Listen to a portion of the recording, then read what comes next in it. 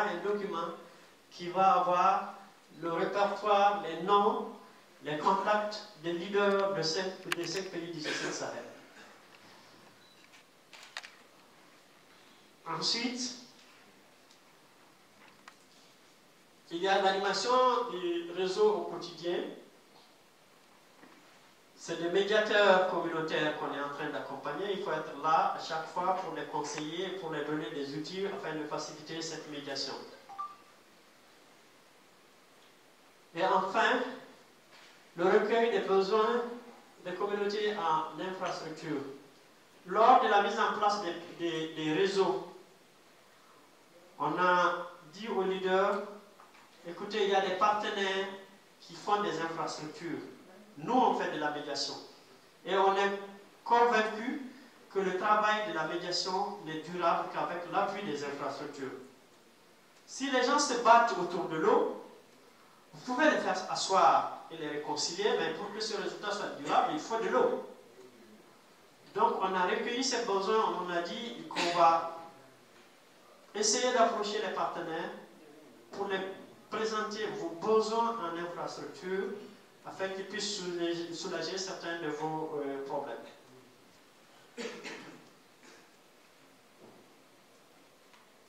Ensuite, le volet appui à la transhumance nationale et transfrontalière. L'élaboration et la diffusion des messages sur la transhumance nationale et transfrontalière. L'élaboration et la diffusion de la boîte à images. On s'est basé sur les textes régissant la transhumance de la CEDEAO, les textes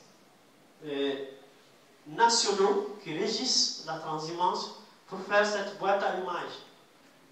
Cette boîte à images, c'est juste quelles sont les dispositions qu'on doit prendre pour aller en transhumance. Au cours de la transhumance, quel comportement il faut prendre.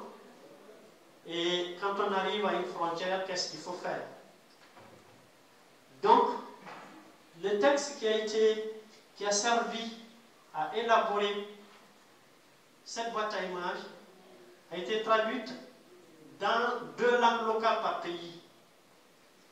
Et on a signé dans l'ancienne phase, on a signé des contrats avec des radios pour diffuser ces messages-là aux heures des grandes écoutes. Ensuite, on a partagé aussi ces messages traduits en langue locale avec les leaders. Chacun là, sur sa carte mémoire, ils peuvent animer des causeries, des débats au niveau des campements, des sites et des communautés.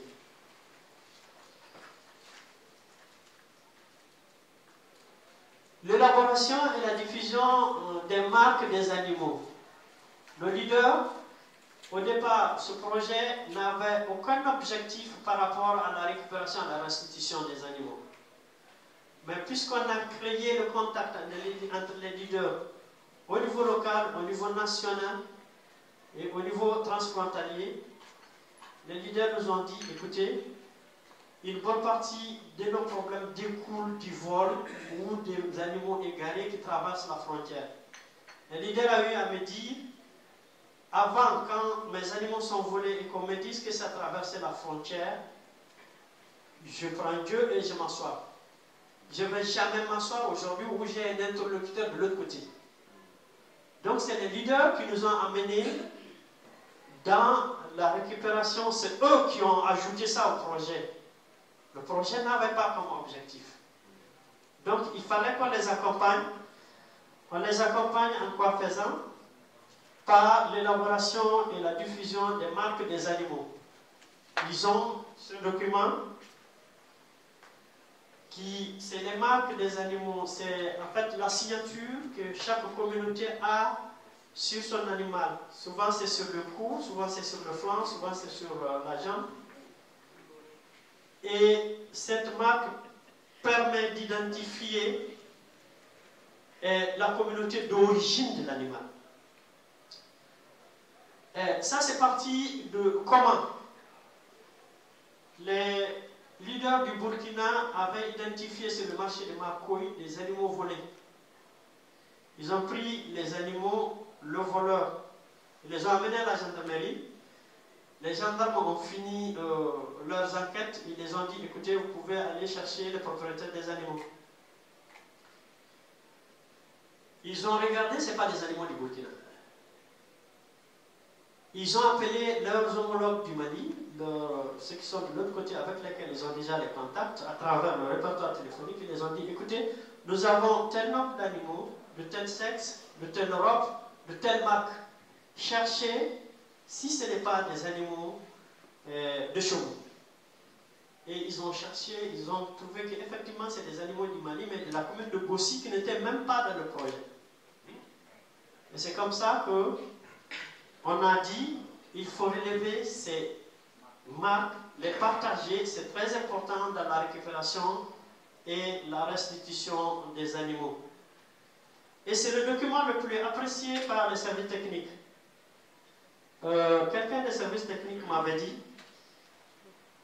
ça fait 60 ans d'indépendance, on n'a pas pu faire un truc comme ça qui ne coûte rien. Avec ça, si je vais à l'abattoir, j'identifie une maladie, chez un animal, je regarde la marque et je peux combattre la maladie au niveau du foyer d'origine. Ensuite, il y a la matérialisation et le bornage de quelques couloirs. On s'est engagé dans notre proposition à matérialiser un couloir de 50 km par pays. On a commencé dans notre phase précédente. J'avoue, par ces temps qui courent, ce n'est pas facile, mais on va voir là où c'est possible pour matérialiser ces couloirs. On ne crée pas de couloirs. On ne crée pas de couloirs. On matérialise les couloirs traditionnels que tout le monde connaît. C'est ce qu'on matérialise, on ne crée pas de nouveau.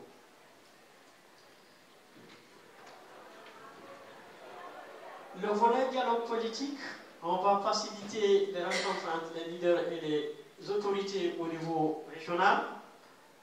On le faisait déjà dans les anciennes phases, on va encore l'améliorer. Et ensuite, faciliter les rencontres avec les autorités au niveau national. Le premier, c'est au niveau régional. Le deuxième, c'est au niveau national. Pour essayer de discuter autour de l'amélioration du cadre législatif.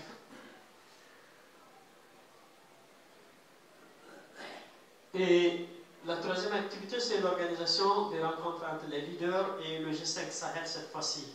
Le G5 Sahel a organisé un certain nombre de projets, un programme qu'ils appellent le PIP. Il faudrait bien qu'ils puissent se rencontrer quelque part les leaders pour essayer de prendre en compte les préoccupations dans la mise en œuvre de ce PIP. Et dernière activité de ce volet, c'est l'organisation et la facilitation du processus de mise en place des conventions locales autour de certaines ressources. On s'est engagé à mettre une convention locale autour d'une ressource stratégique par pays.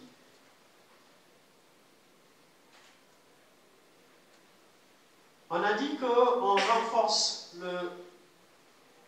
les médiateurs communautaires afin qu'ils puissent, par le mécanisme traditionnel de gestion de conflits, régler leurs conflits. Il y a deux démarches. La démarche de résolution des conflits par les médiateurs communautaires et la démarche de résolution des conflits complexes par notre appui. On appuie dans les conflits complexes, on appuie les médiateurs communautaires avec notre propre démarche, avec nos idées afin qu'ils puissent résoudre ces conflits. La démarche des médiateurs du réseau, selon les mécanismes traditionnels, la première étape, c'est la saisine. On peut être saisi par tierce personne, par une ou les parties en conflit, par un chef de village, par un leader communautaire.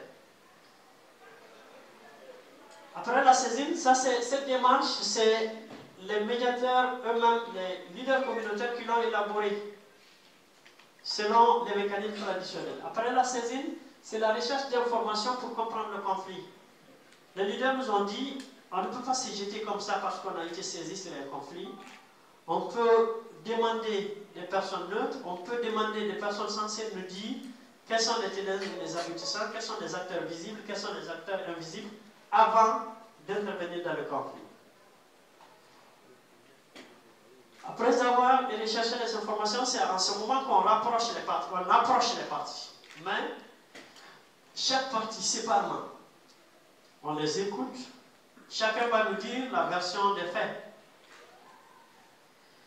Et ensuite, après avoir écouté les parties, on les regroupe cette fois-ci. Ici, on les écoute séparément, cette fois-ci, on va les regrouper pour rapprocher les positions, rapprocher les intérêts. C'est ici que la médiation se déroule. Et l'étape suivante, si on rapproche les positions et qu'il y a une entente, on signe des PV de conciliation ou de non-conciliation. Si on arrive à s'entendre, c'est un PV de conciliation. Si on n'arrive pas à s'entendre, c'est un PV de non-conciliation, en présence des témoins.